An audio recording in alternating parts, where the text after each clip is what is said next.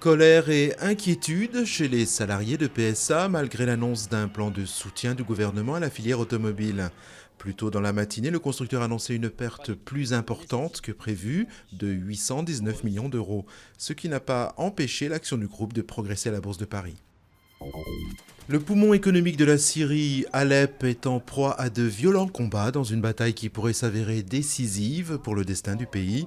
Des centaines de rebelles affluent vers la ville alors que l'armée syrienne achemine des renforts depuis Damas. La moitié des 300 observateurs de l'ONU ont déjà quitté le pays.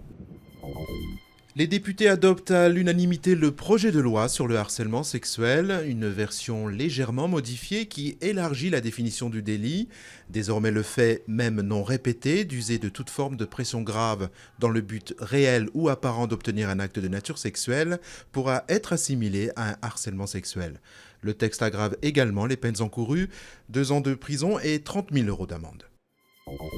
On l'appelle le patient de Berlin. Timothy Brown est le seul cas connu au monde de guérison du sida.